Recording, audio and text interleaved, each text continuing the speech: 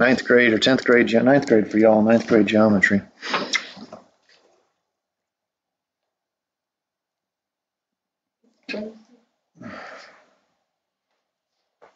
It is froze. Say I had your little right triangle, and you want to know what the measure of that angle was right there. You could be the idiot and say it's 30 degrees, because that was pretty common when I taught geometry, because we talked about those 30, 60, 90s and 45, 45, 90s, so everything's 35 to those kids. Or you could have actually paid attention in class. What's 12's relationship to the angle? Opposite. What's 4's relationship to the angle? Adjacent. Now, which one of your three trig ratios has an O and an A? Tangent. So you knew that the tangent of theta was 12 over 4. That's what you knew. How does that help you figure out theta? Take the inverse. You know, what you did is you arc tangent. Now, your teacher may not have shown you this, but you took the arc tangent of both sides. Or maybe he did. You had Coach Snow. As long as you do the same thing to both sides, you maintain your balance.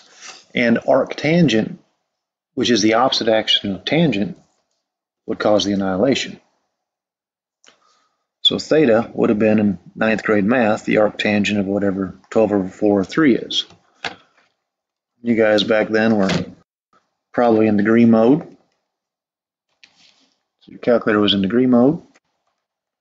Took the arc tangent of 3 or 12 over 4, and you got 71.57 degrees. You probably wrote 72. I don't know what you wrote.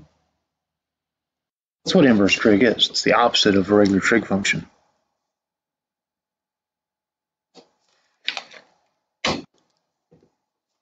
So we're doing that today with derivatives. So first up, there's some text there, blah, blah, blah. Task is to figure out the derivative with respect to x of the sine of some, arc sine of some u. I'll show you how it's done. So we have some equation that says y is the arc sine of x. That's basically what this says. This is the derivative, okay? This is the equation that starts it off, finding this thing's derivative. Well, what we'll do is we'll take the derivative of both sides.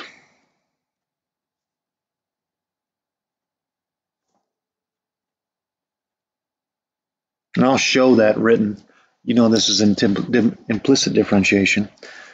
But this is the step where I show I'm taking the derivative of both sides. Derivative with respect to x of y must equal the derivative with respect to x of the arc sine. Oh, I had something.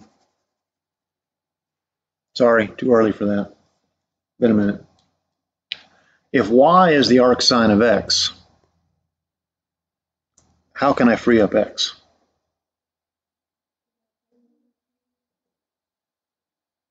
You can't divide by anything. X is an argument of a function. You've got to cancel out the function. What's the opposite of arc sine? Sine. So the sine of y must be x. Now, what I did on paper is I signed both sides.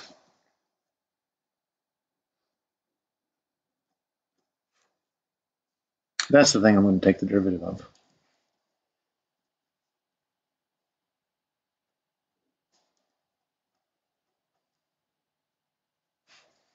So the derivative with respect to x of the sine of y must be equal to the derivative with respect to x of x.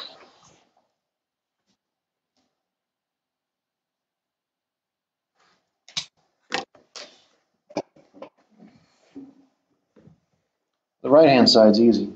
What's the derivative with respect to x of x?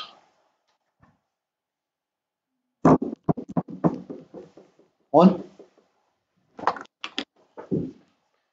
Right-hand side's not too, or left-hand side's actually pretty easy. What's the derivative of sine? Cosine. So I have cosine y, but this is implicit differentiation. It's also thinking about the chain rule too. I have to take the derivative of that y. And I have to say I took its derivative. I can't just write down 1. dy dx. Now isolate your derivative, isolate dy dx. Dy dx is 1 over cosine of y. It'd be nice if that's where we got to stop. The actual derivative for cosine, or sorry, for sine, is 1 over the square root of 1 minus u squared. That's the actual derivative. We're down to that.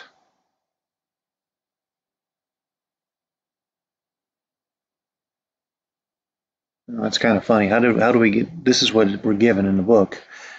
This is what we were able to get down to. It wasn't too hard to get down to that. But we're missing something. We have to go from this to that. What we do is we go back and we think about Pythagorean identities. Sine squared of something, in this case y, plus cosine squared of y must be 1, right? What we're going to do is we're going to solve this equation for cosine. Solve for cosine of y. We'll do that through a little subtraction. Cosine squared of y is 1 minus sine squared of y. And how do you counteract squaring? So cosine of y is the root, and I'm going to rewrite this sine squared y a little bit differently as 1 minus sine of y all squared.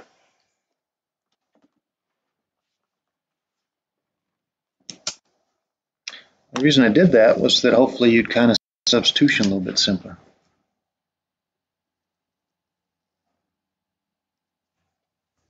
What can I replace that sine of y with? X.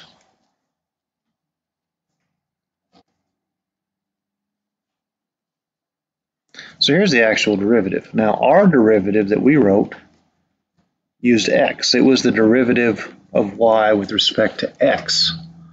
You know, the formula your book uses, and of course we had an argument of x originally.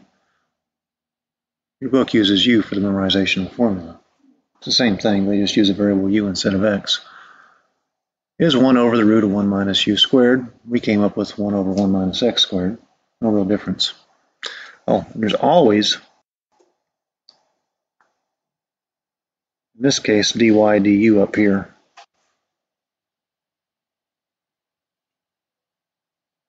If it's complex. You gotta have that dy du. So there's another formula for you to memorize. I really hope Tanner's not out, because you guys need formula quizzes pretty bad. You have no idea how bad you need formula quizzes. You really don't. You really can't give those online. Here's a formula quiz. Cheat. How many of you would not cheat?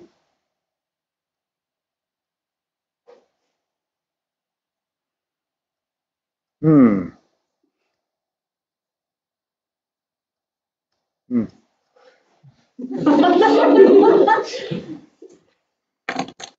So when I'm supposed to write you all a letter of recommendation, I don't get to put down morally ethic in there.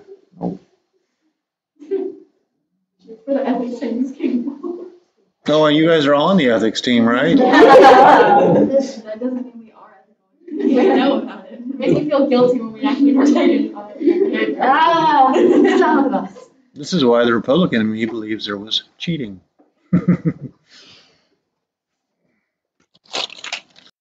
All right, anyways, here's our first example. Y equals the arc sine of 8x squared, find dy dx. Now, we're going to use this little guy over here.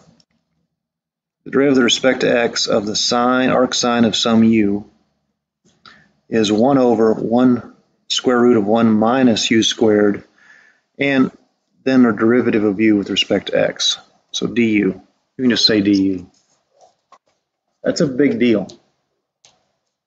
See, the argument of this arc sine function is complex. Its derivative has to be taken. And that's the chain rule. Anytime you have an argument that you can take the derivative of, you take its derivative.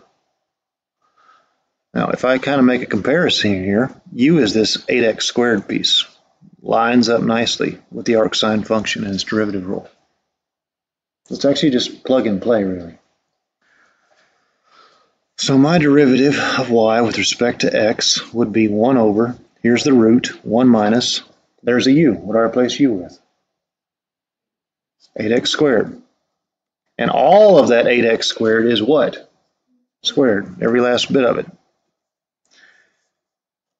Then I've got to time multiply it by the derivative of 8x squared, 16x. Then I clean it up. It's really not that much to it. So dy dx is 16x over the root of 1 minus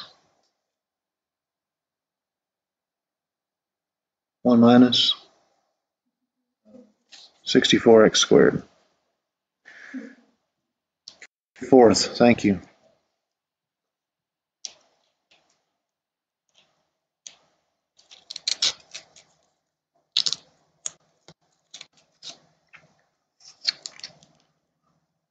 Trying to think if your book's a little sneaky on this. I think it is in this section. There's something else I gotta show you.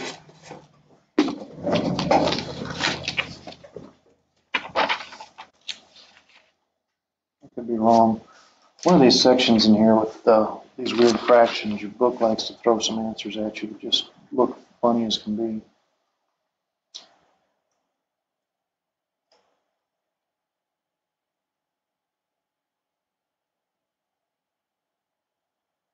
The good news is it's not this section.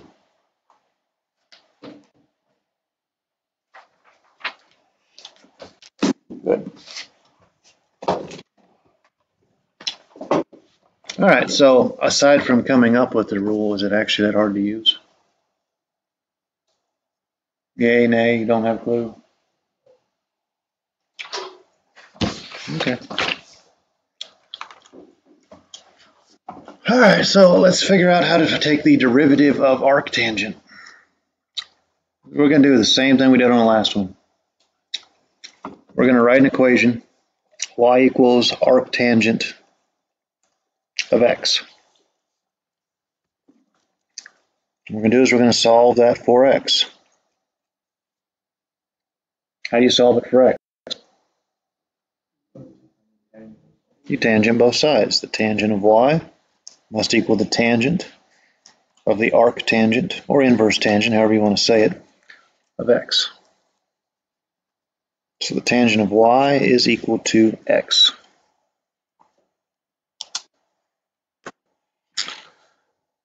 And up above, at this point in our life, we took the derivative of both sides. And that's what we're going to do here. Take the derivative of both sides. So dy dx tangent of y equals dy dx of x. What's the derivative of x? 1. With respect to x, it is 1. Derivative of tangent, do you guys remember what that is? Secant squared y. You're doing implicit differentiation. You're taking a derivative with respect to x. You took the derivative of something that wasn't x. Make sure that you state that by including dy dx. And then solve. Dy dx is 1 over secant squared of x. That's not what the derivative is. It's not. This derivative talks about something called u, so it's going to be written in terms of u's. Plain and simple. It's not going to be secants in there. So we're going to do kind of what we did on the last one. Can you think of a Pythagorean identity that involves secant squared?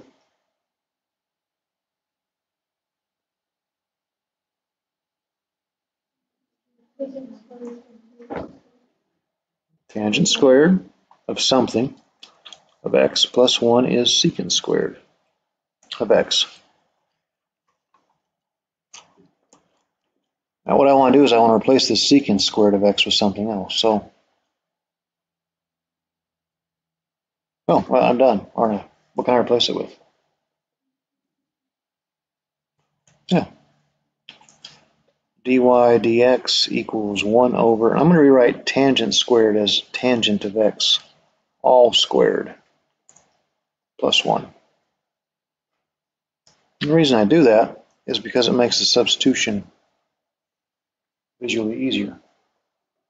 I can replace that tangent of x all squared. I should have been using y. Why did I stop using y's?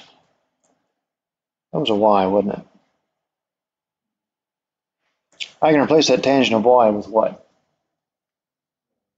With an x.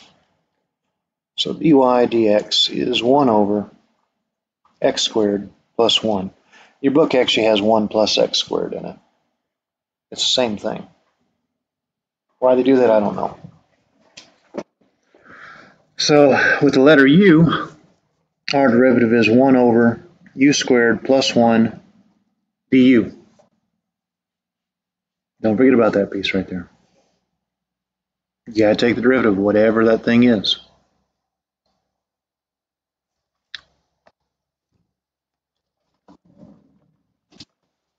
Stop after this one. So let's try to do the last thing in our notes. About a particle moving along the x-axis, so its position anytime greater than or equal to 0 is that its position is the arctangent of the root of t. What is the velocity of the particle when time is 16 whatevers? We should use units. Anyways, velocity is what derivative? First. So we're going to take the first derivative. All we got to do is follow our little formula. U is the root of t. Just plug it in. So dy dx is 1 over. We're going to square that root t squared plus 1. And we got to multiply it by the derivative. If u is the root of t, what's du?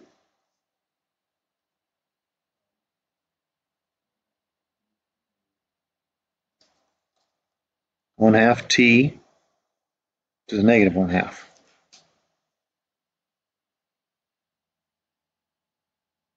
I saw like a blinking of the eyes on that one. That means we're not tripping. All right, so u would be t to the 1/2 power. Du would be 1/2 t to the negative 1/2. Decrease the exponent. I'm actually going to write that for no good reason as 1 over 2 root of t. No good reason, just the way I'm writing it. Now, when you square that root of t, you'll get t. So here's the first part, here's the second part. If you wanted to, you could do more with it. I wouldn't. It's not a final answer. This isn't what you see on a multiple choice test. Multiple choice test happens when you plug in what number? 16. All right, so the velocity at 16 is 1 over a 16 plus a 1 times 1 over 2 roots of 16. So that's going to give me a 17th up front, root of 16 being 4, and an 1/8 in the back.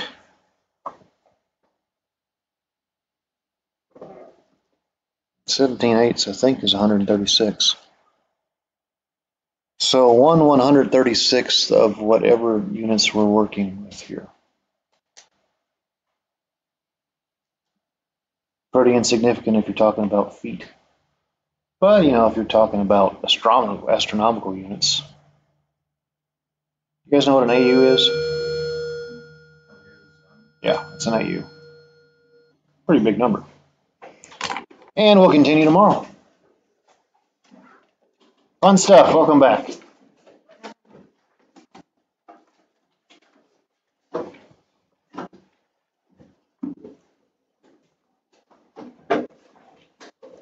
Tanner, I hope you don't have the Rona.